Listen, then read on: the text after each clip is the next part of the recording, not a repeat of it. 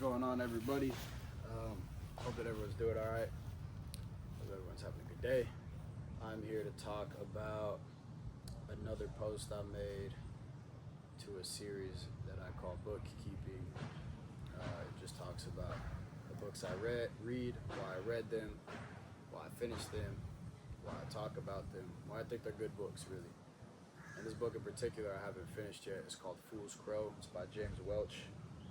It's kind of a coming of age story of a young indigenous man in the Blackfoot tribe of what is now Montana.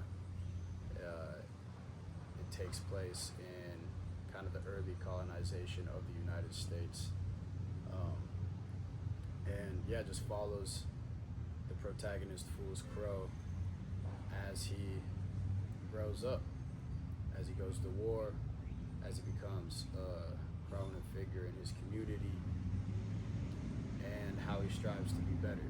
And a common terminology in this book is called good medicine. And at first I was a little confused on what this meant. I thought they were talking about like an older version of Advil or something, or like they had like, I don't know, some traditional medicine. But then I later realized that this medicine isn't physical, it's spiritual, and people are described to have good medicine. They can also have bad medicine, they can lose their good medicine. And I just thought this was a cool way of describing someone's pursuit to be a better person.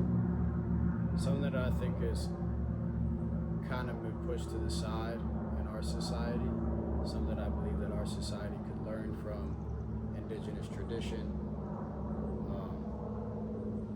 And the pursuit of good medicine, to obtain good medicine, isn't easy.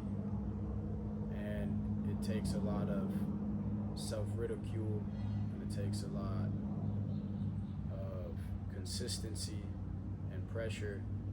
And in the writing, if you read it, I describe one scenario where how Fool's Crow got his name was through an exaggeration of a story where he went to war against the Crow tribe, and what happened is he got shot and he fainted from fear and pain, and when his adversary, the chief, was walking over him, he reawoke and reacted out of fear and shot him and killed him.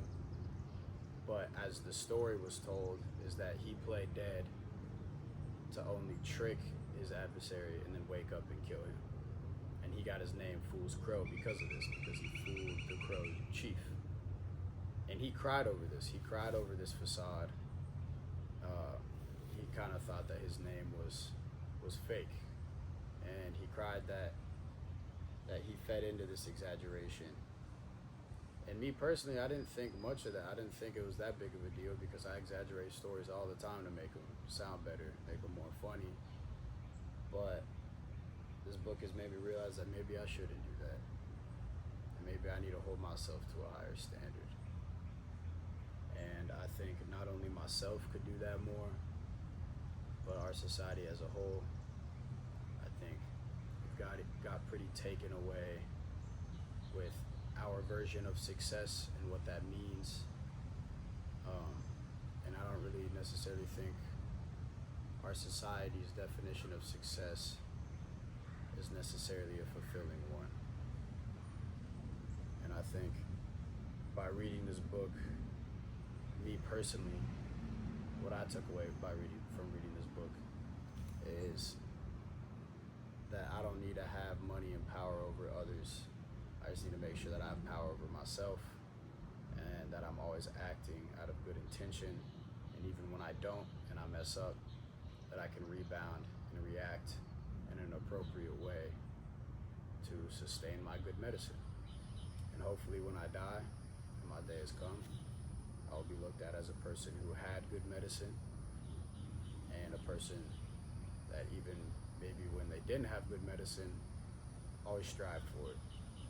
So I think that there are a lot of important stories in this book. That is one that I took from it. I hope that you guys read the book. I hope that you guys read the writing that is in CuppingEars called Bookeeping. It's the third one called Fool's Crow.